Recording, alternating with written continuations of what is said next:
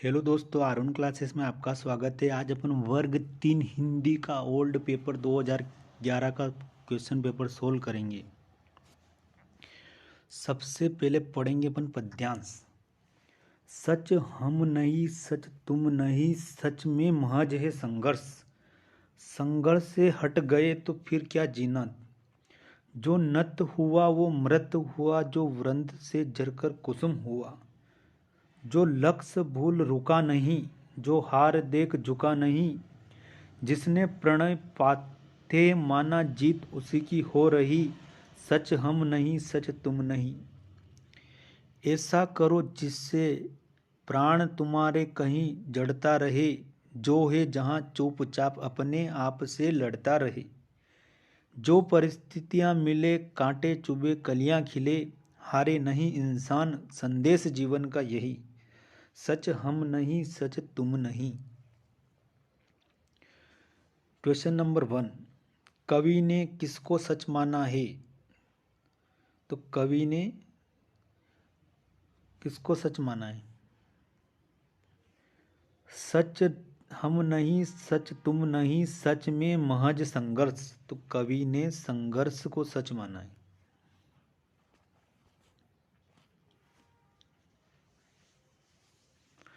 कवि के अनुसार किसकी जीत होती है?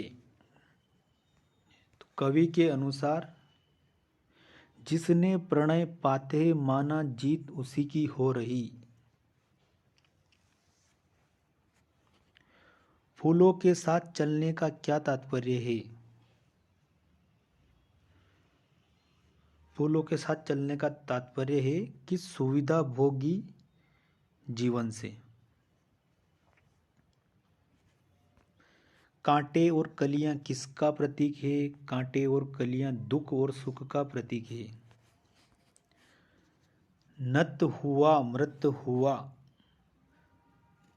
इसका क्या आशय है?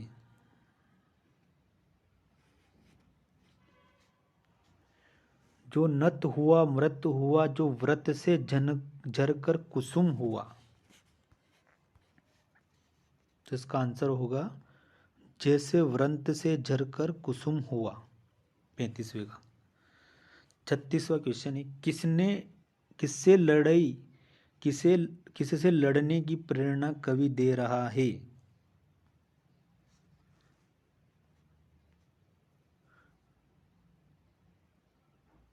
जो जहाँ है चुपचाप अपने आप से लड़ता रहे, अपने आप से लड़ने की प्रेरणा दे रहा है। तो इसका आंसर होगा चुपचाप अपने आप से लड़ने की प्रेरणा दे रहा है।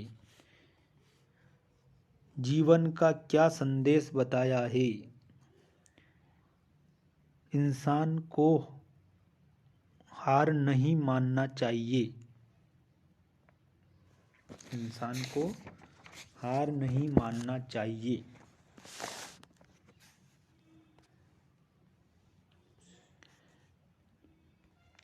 साकेत एक महाकाव्य है। इसमें किन दो विराम चिन्हों का प्रयोग किया गया है? इसमें पूर्ण विराम और उद्धरण चिन्ह का प्रयोग किया गया है। ये है उद्धरण चिन्ह, ये है पूर्ण विराम। भाषा शिक्षण का सरल उपाय है। स्कूल जीवन को बाहर जीवन से जोड़ना, पूरी तरह से हटा देना। शिक्षक को लगातार बोलने देना चाहिए। अंग्रेजी शब्दों का प्रयोग करना चाहिए।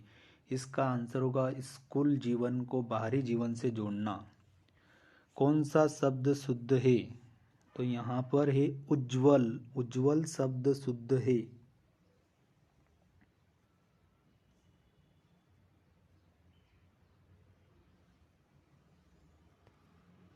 ये वाला आंसर सही है। आशु भाषण का अर्थ क्या है?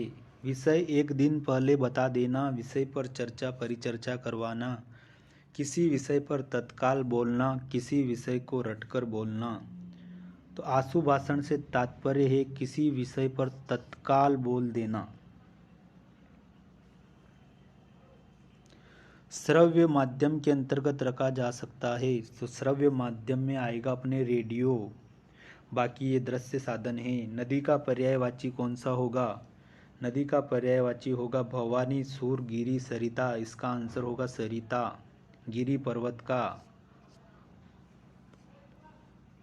गागर में सागर भरने का क्या आशय है? गागर में सागर भरने का आशय है कि थोड़े में बहुत कुछ कह देना। कंगाली में आटा गीला लोकोक्ति का क्या अर्थ है? तो कंगाली में आटा गीला लोकोक्ति का अर्थ है कष्ट पर कष्ट आते रहना। शुद्ध वाक्य कीजिए।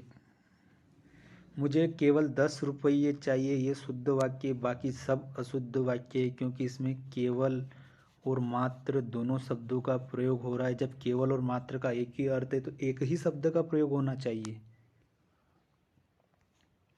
मौखिक अभिव्यक्ति को सफल बनाने, मौखिक अभिव्यक्ति को सफल बनाने हेतु क्या करना चाहिए? भाषा विषय वस्तु का प्रस्तुतिकरण करना चाहिए, रटकर बोलना चाहिए, आरोह अवरोह का ध्यान न रखकर बोलना चाहिए, या बिना भूले लगातार बोलने की शैली को अपनाना चाहिए। इसका आंसर होगा भाषा विषय वस्तु और प्रस्तुतिकरण को। स्पर्श व्यंजन कौन से होते हैं? स्पर्श व्यंजन, तो स्पर्श व्यंजन होते हैं त, थ, द, ध, क, च, ट, प और त और प। ये पांचों की लाइन पूरी कुल मिलाकर 25 अक्षर स्पर्शी व्यंजन होते हैं। अक्ष, त्र, ज्ञ ये संयुक्त व्यंजन होते हैं। य, र, ल, व अंतस्थ व्यंजन होते हैं। श, स, स, ह संघर्षी व्यंजन होते हैं। संघर्षी, इन्हें बोलने में संघर्ष करना पड़ता है, उष्मा निकलती, इसमें उष्म व्यंजन भी बोलते हैं। देशभक्ति के लिए समास है। देशभक्ति, देश के लिए भक्ति है अपने तत्पुरुष समास। इच्छावाचक वाक्य कौन सा है? मोहन कल आएगा, आपकी यात्रा मंगलमय हो। कल कौन आया था? वह घर पे पहुंच गया, तो अपनी इच्छा है कि आपकी यात्रा मंगलमय हो। जेते तुम तारे तेते नभ में न तारे कौन सा अलंकार है? रमक, रूपक, यमक, श्लेष, बहुब्री, इसमें होगा यमक अलंकार।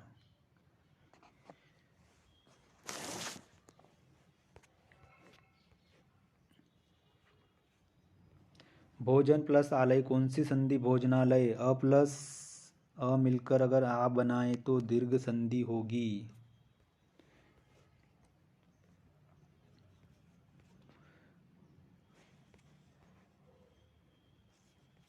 पैराग्राफ को ध्यान से पढ़कर उत्तर देना। हम सांस्कृतिक अस्मिता की बात कितनी ही करें, परंतु परंपराओं का अवमूल्यन हो रहा है, आस्थाओं का शरण हो रहा है। कड़वा सच तो यह है कि बौद्धिकता दास्ता को स्वीकार कर रहे हैं, पश्चिम के सांस्कृतिक उपनिवेश बन रहे हैं। हमारी नई संस्कृति अनुकरण की संस्कृति है।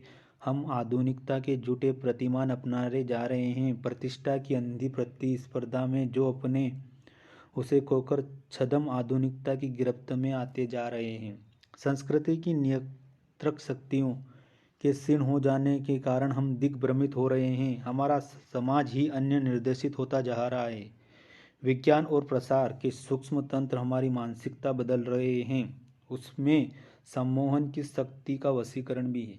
तो प्रत्युष्ट गद्यांश में आधुनिक विलासिता पाश्चात्य देशों की संस्कृति के बारे में यहाँ पर बताया गया है। तो इसमें से अपन क्वेश्चन ढूंढेंगे। क्वेश्चन नंबर 1, किसका अवमूल्यन हुआ है? तो अपन पैराग्राफ में देखेंगे कि किसका अवमूल्यन हुआ है। तो परंपराओं का अवमूल्यन हुआ है। इसका आंसर होगा परंपराओं का अवमूल्यन हुआ है। अगला क्वेश्चन, हम किसको स्वीकारते जा रहे हैं?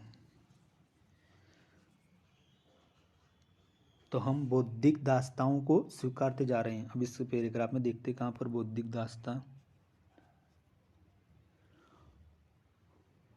हम बौद्धिक दास्तां को स्वीकारते जा रहे हैं।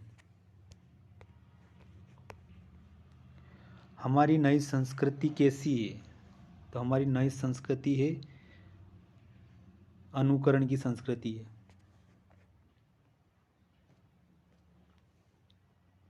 हमारी नई संस्कृति कैसी है? अनुकरण की संस्कृति है।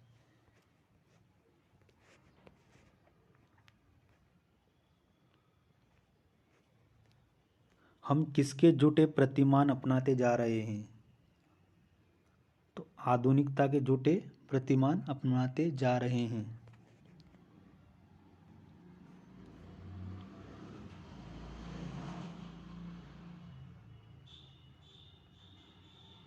हम आधुनिकता के झूठे प्रतिमान अपनाते जा रहे हैं।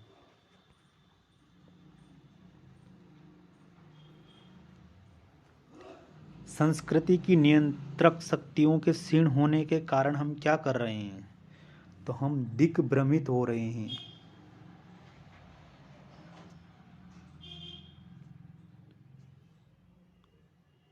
संस्कृति की नियंत्रण शक्तियों के क्षीण हो जाने के कारण हम दिग्भ्रमित हो रहे हैं।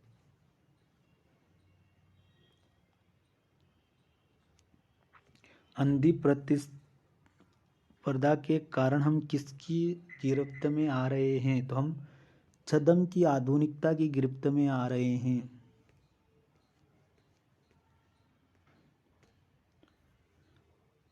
हम छद्म की आधुनिकता की गिरफ्त में आ रहे हैं।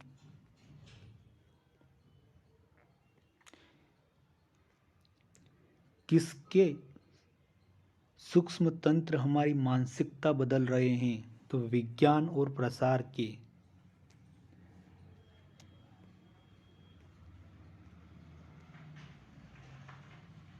विज्ञान और प्रसार के सूक्ष्म तंत्र हमारी मानसिकता बदल रहे हैं। समाज में किसका शरण हो रहा है? तो समाज में आस्थाओं का शरण हो रहा है।